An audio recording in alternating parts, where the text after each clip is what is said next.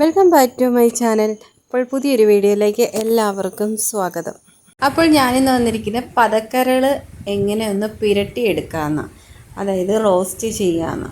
അപ്പോൾ അതിൻ്റെ ഒരു വീഡിയോ ആയിട്ടാണ് ഞാനിന്ന് വന്നിരിക്കുന്നത്. അപ്പോൾ ഈ പതക്കരൾ ഇവിടെ ഞാൻ കഴുകി വൃത്തിയാക്കി വെച്ചേക്കുകയാണ്.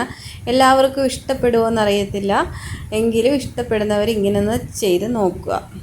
വൃത്തിയാക്കി വെച്ചേക്കുക. അതിന് വേണ്ടി സവാള, കൊച്ചുള്ളി, പച്ചമുളക് എന്നിവ എടുത്തിട്ടുണ്ട്. ഇഞ്ചി വെളുത്തുള്ളിയും കൂടെ എടുത്തിട്ടുണ്ട്. അത് നമുക്കത് പേസ്റ്റായിട്ടൊന്ന് അരച്ചെടുക്കണം. പതപ്പ് താണ്ട് ഇവിടെ മഞ്ഞൾപ്പൊടി ഉപ്പും ഇട്ട് അടിപൊളിയായിട്ട് കുക്കറിലിട്ടൊന്ന് വേവിച്ചെടുത്തിട്ടുണ്ട്. ഇത് നമ്മൾ കുക്കറിലിട്ടൊന്ന് വേവിച്ചെടുത്ത് കഴിഞ്ഞാൽ നല്ല പോലെ വെന്ത് കിട്ടും.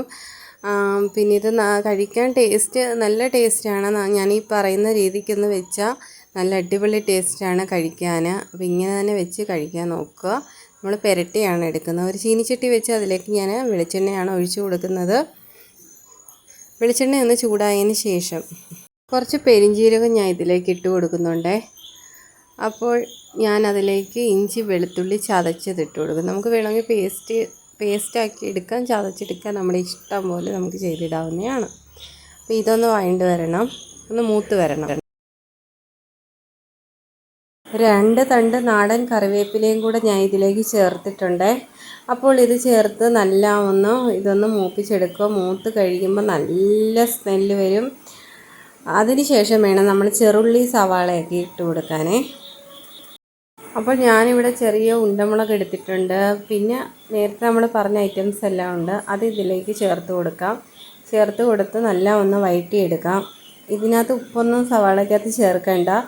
ഉപ്പ് ചേർത്ത് കഴിഞ്ഞാൽ ഒരുപാടങ്ങ് വെന്തങ്ങ് ഒരു വല്ലാത്ത രീതിയിലങ്ങ് വഴണ്ട് കിട്ടും. അപ്പോൾ നമുക്ക് അങ്ങനെ വേണ്ടാത്തതുകൊണ്ട് നമ്മൾ ഉപ്പിടാതെ തന്നെ ഒന്ന് വഴറ്റിയെടുക്കുകയാണ്. ഇച്ചിരി സമയം എടുത്തിട്ടായാലും നമ്മളിങ്ങനെ ചെയ്യുന്നതായിരിക്കും കുറച്ചും കൂടെ നല്ലത്. അപ്പോൾ ഇതിവിടെ വഴണ്ട് വന്നിട്ടുണ്ട്. ഇതിലേക്ക് നമുക്കിനി പൊടികൾ ചേർത്ത് കൊടുക്കാം. നമ്മൾ നേരത്തെ മഞ്ഞൾപ്പൊടി ചേർത്തിട്ടുണ്ടായിരുന്നു വേവിച്ചപ്പം. വീണ്ടും ഞാനൊരു 1/4 ടീസ്പൂണും കൂടി ചേർത്തു. വേവിക്കാൻ നേരം ഞാൻ ഒരു 1/2 ടീസ്പൂൺ ചേർത്തായിരുന്നു.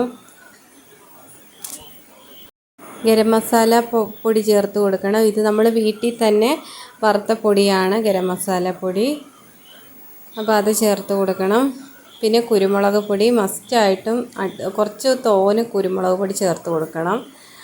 അത് നമുക്ക് എരിവ് ഒരുപാട് വേണ്ടാത്തവർക്ക് അതിൻ്റെ അനുസരിച്ച് ചേർത്ത് കൊടുത്താൽ മാത്രം മതി. അല്ലെങ്കിൽ കുരുമുളകൊന്ന് വേവിച്ചിട്ട് കുറച്ച് വെള്ളം ഒഴിച്ച് വേവിച്ചിട്ട് അതൊന്ന് അരച്ച് ചേർക്കുമ്പോൾ അത്യാവശ്യം എരി നല്ലപോലെ കുരുമുളകിൻ്റെ കുറഞ്ഞ് കിട്ടും. എന്നാലും മതി, അങ്ങനെ ചെയ്താലും മതി. കുരുമുളക് കുറച്ച് മുമ്പിൽ നിൽക്കണം, എരി ഒട്ടും സഹിക്കാൻ പറ്റാത്തവർക്ക്. അതേപോലെ ആവശ്യത്തിന് കാശ്മീരി മുളക് പൊടിയും ആവശ്യത്തിന് മല്ലിപ്പൊടിയും ഞാനിവിടെ ചേർത്തിട്ടുണ്ട്. ഇതിനി നമുക്കിതിൻ്റെ പച്ചക്കുത്തൊക്കെ മാറ്റി ഒന്ന് മൂപ്പിച്ചെടുക്കാം.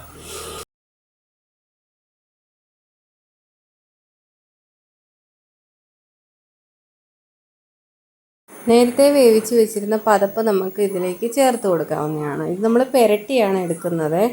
അപ്പോൾ ഇത് വെന്തിറങ്ങിയ വെള്ളം അത് നമുക്ക് കളയണ്ട. നമുക്കതൊന്ന് വറ്റിച്ചെടുക്കണം.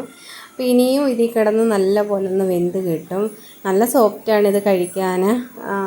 ഇഷ്ടപ്പെടുന്നവർക്ക് ഇത് ഇഷ്ടമാകും, നല്ല ടേസ്റ്റായിട്ട് കഴിക്കുകയും ചെയ്യാം.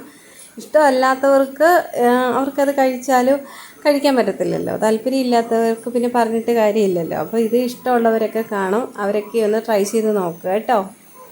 അപ്പോൾ നല്ല ഫീഡ്ബാക്ക് ഇടുക. നമ്മുടെ ചാനലൊന്ന് സബ്സ്ക്രൈബ് ചെയ്യാൻ ആരും മറക്കരുത്. നിങ്ങളുടെ സപ്പോർട്ട് ഉണ്ടെങ്കിൽ തുടർന്ന് വീഡിയോസ് ഇടാൻ പറ്റൂ. അപ്പോൾ എന്നെ ഒരുപാട് പേര് സപ്പോർട്ട് ചെയ്തിട്ടുണ്ട്, പക്ഷെ അവരാരും വീഡിയോസ് തുടർച്ചയായിട്ട് കാണുന്നില്ല. അപ്പോൾ മാക്സിമം എൻ്റെ കൂട്ടുകാരെല്ലാവരും എല്ലാവർക്കും ഷെയർ ചെയ്ത് കൊടുക്കുക. കാണുന്ന കൂട്ടുകാർ സ്കിപ്പ് ചെയ്യാതെ മുഴുവനും കാണാൻ ശ്രമിക്കുക.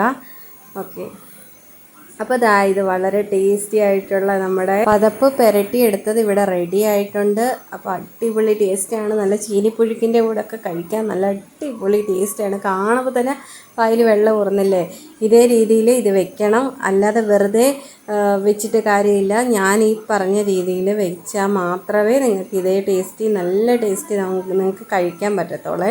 അപ്പോൾ ആവശ്യത്തിന് നമ്മൾ വേവിക്കാൻ വെക്കുമ്പോൾ ഉപ്പൂടെ ചേർത്ത് വേണം വേവിക്കാം. Okay, by.